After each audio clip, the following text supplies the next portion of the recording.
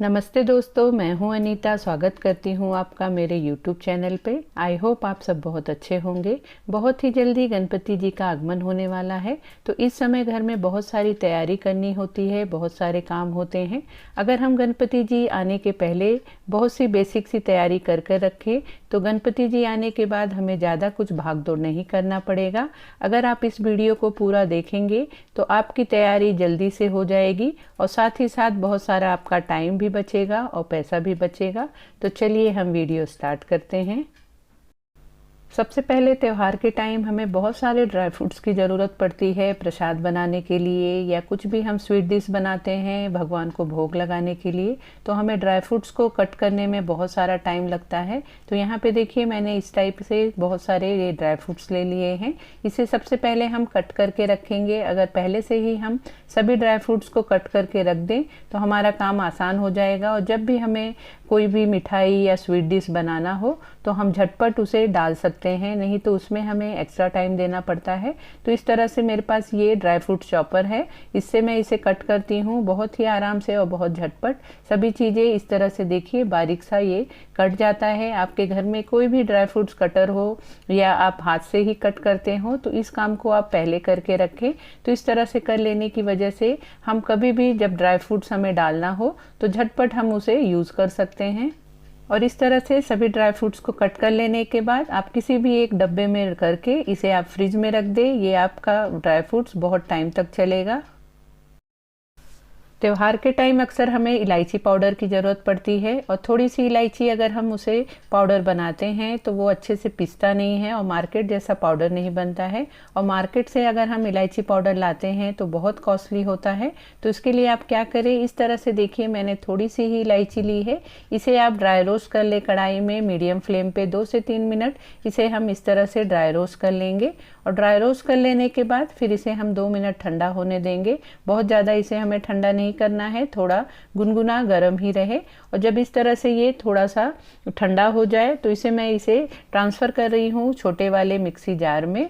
और इस तरह से इसे मिक्सी जार में ले लेने के बाद मैं डाल रही हूँ 1 चम्मच ये शक्कर। और शक्कर डाल के हम जब इलायची पाउडर बनाते हैं तो बहुत ही अच्छे से ये पिस जाता है, और बिल्कुल इसमें देखिए इलायची का रेशे नहीं है, और रेशे होने की वजह से फिर वो अच्छे से पाउडर बनता नहीं है।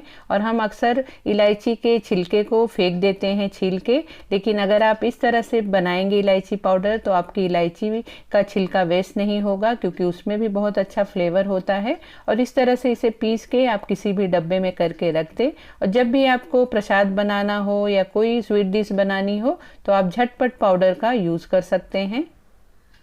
गणपति में हमें 2 टाइम आरती करने के लिए बाती की ज़रूरत पड़ती है, तो जिसके लिए हमें बार बार आरती के लिए बाती रेडी करना पड़ता है, बार बार घी में हाथ डालना पड़ता है।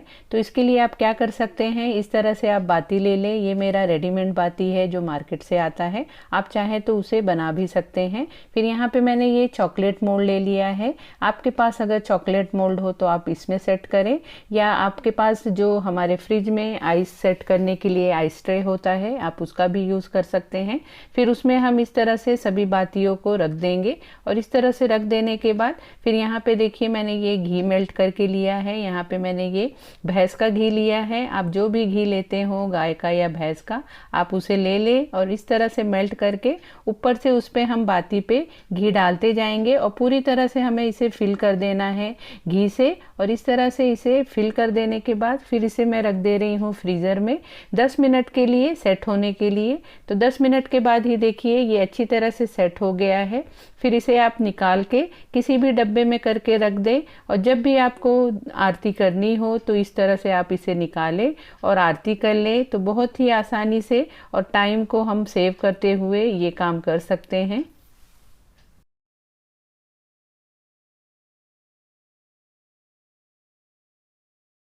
जब भी हमारे घर में पूजा पाठ होता है तो हमें हमारे तांबे और पीतल के बर्तन की ज़रूरत पड़ती है, और उसे बहुत अच्छी तरह से हमें चमकाना भी होता है जो देखने में अच्छा लगता है। वैसे तो मार्केट में बहुत सारे इसे धोने के लिए साफ़ करने के लिए पाउडर मिलते हैं, लेकिन आज मैं आपको जिस आइडिया से बताऊंगी बहुत ही आराम से और बहुत ही अच्छी तरह से ये बर्तन चमक जाएंगे। तो यहाँ पे देखिए मैंने इस तरह से थोड़ा सा इमली ले लिया है, और इमली को हम थोड़ा सा गर्म पानी में गुनगुने पानी में इसे इसे 5 मिनट के लिए भिगा देंगे। और इस तरह से देखिए जब ये भीग जाए तो इसमें फिर मैं डाल रही हूँ 1 चम्मच जो नॉर्मल वाला हमारा नमक होता है उसे डाल रही हूँ, और उसे डाल के अच्छी तरह से मिक्स कर लेंगे, इस तरह से मसल देंगे।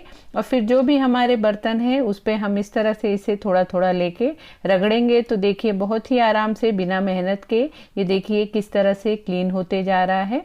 और इस तरह से इसे क्लीन करके फिर नॉर्मल जो हमारा डिश वॉशर होता है उससे हम इसे क्लीन कर देंगे तो देखिए बर्तन बहुत अच्छी तरह से चमक जाता है और बिना मेहनत के ये काम हमारा बहुत आराम से हो जाता है। और इस तरह से सभी बर्तन को साफ कर लेने के बाद फिर इसे आप ध्यान से पोंछ के रखा करें, नहीं तो हमारे तांबे और पीतल के बर्तन में दाग पड़ जाते हैं। और इस तरह से इसे पोंछ के आप रख दें और जब भी आपको पूजा के टाइम पे बर्तन की ज़रूरत पड़े तो फटाफट हम इसे यूज़ कर सकते हैं। गणपति जी आने के पहले आप जो भी शॉपिंग करें पूजा के लिए सभी चीज़ों को आप एक जगह इकट्ठा करके रखें, जैसे होता है कपूर, धूप, हल्दी कुंकू हुआ, जनेऊ हुआ, गंगा जल हुआ, गुलाब जल हुआ, इत्र हुआ, रक्षा हुआ, अगरबत्ती हुआ, माचिस हुआ, नारियल धूप हुआ, बाती हुई, चुनरी हुई, आरती की बुक हुई। सभी चीज़ों को अगर हम एक ही जगह इकट्ठा करके रखेंगे तो हमें बार बार सभी चीज़ों को ढूंढना नहीं पड़ेगा और एक ही जगह होने की वजह से हमारा टाइम भी बचेगा और हमारा भागम दौड़ भी बचेगा, जिससे हमें थकान भी नहीं होगी और हमें काम का बर्डन भी नहीं लगेगा। तो इस तरह से आप इस बार गणपति बप्पा की पहले से तैयारी करके रखें। अगर आपको मेरी ये वीडियो थोड़ी सी भी यूज़फुल लगी हो या पसंद आई हो तो प्लीज़ मेरे वीडियो को लाइक शेयर करना, और अगर आप मेरे चैनल पे पहली बार विज़िट कर रहे हैं तो मेरी चैनल को ज़रूर सब्सक्राइब कर लेना। आपको इस तरह से बहुत ही यूज़फुल वीडियो मैं आप लोगों के साथ लाती रहूँगी। तो मिलते हैं फिर नेक्स्ट वीडियो में। Bye bye.